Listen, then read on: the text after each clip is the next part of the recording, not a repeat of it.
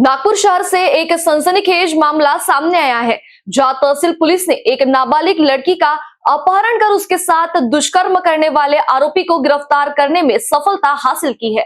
इस कार्रवाई की पुष्टि तहसील पुलिस थाने के वरिष्ठ पुलिस निरीक्षक संजय मेंढे ने की। वरिष्ठ पुलिस निरीक्षक द्वारा दी गई जानकारी के अनुसार पुलिस को एक नाबालिग लड़की के लापता होने की शिकायत मिली थी। मामले की संवेदनशीलता को देखते हुए पुलिस ने तुरंत जांच शुरू की। जांच के दौरान यह पता चला कि आरोपी ने नाबालिग का अपहरण किया और उसके साथ दुष्कर्म जैसी घृणित वारदात को अंजाम दिया। पुलिस ने त्वरित कार्रवाई करते हुए आरोपी की घेराबंदी की और उसे सलाखों के पीछे पहुंचा दिया।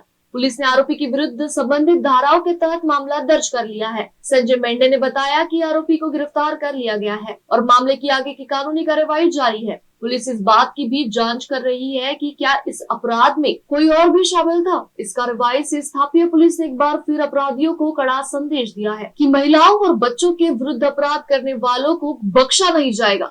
पोलीस स्टेशन तहसील येथे अपराध क्रमांक 93/2026 कलम 137(2) भारतीय न्याय संहिता अन्वये अपहरणाचा गुन्हा दाखल करण्यात आला होता। यातील फिर्यादी महिला ज्या आहे त्यांची एक अल्पवयीन मुलगी वय वर्ष 16 ही कॉलेजमध्ये जाते असं सांगून ती कॉलेजमध्ये पोहोचलीच नाही। त्यामुळे त्यांना अशी शंका आली की मुलीचं कोणीतरी अपहरण केलं असावं आणि या भीतीमुळे त्यांनी पोलीस स्टेशनला तक्रार दिली आणि तात्काळ यामध्ये गुन्हा दाखल करण्यात आला होता। त्यानंतर असं लक्षात आलं की त्या मुलीच्या मागे एक आरोपी जबरदस्तीने मागे लागला होता। ज्याचं वय फैजुल अन्सारी, त्याच्या वडिलांचं नाव रमजान अन्सारी, वय 19 वर्षे, राहणार अन्सार नगर डोबी, याने त्या मुलीला जबरदस्ती म्हणजे प्रेम संबंधास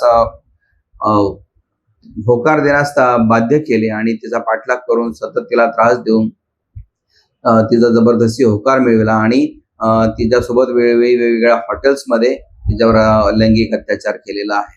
त्यामुळे असं निष्पन्न झाल्यानंतर सदर गुन्ह्यामध्ये पोक्सोचं सेक्शन वाढवण्यात आलेलं होतं।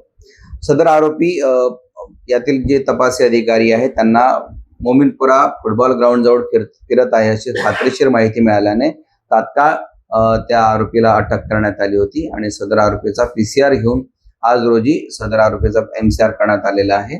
सदरचा गुन्हा उघडकीस आणून पुढील तपास सुरू आहे। सदर गुन्ह्यामध्ये जी अल्पवयीन पीडिता होती ती दुसऱ्याच दिवशी म्हणजे घटनेच्या दुसऱ्या दिवशीच दुपारी 1:30 वाजताच्या दरम्यान स्वतःच तिच्या घरी आली होती आणि तिने तिच्यासोबत घडलेली संपूर्ण हकीकत तिच्या आईला सांगितली होती आणि त्यानुसार सदर पीडितेचं मेडिकल वगैरे वैद्यकीय तपासणी केल्यानंतर सदर गुन्ह्यामध्ये पोक्सोची कलम वाढ करण्यात आलेली आहे।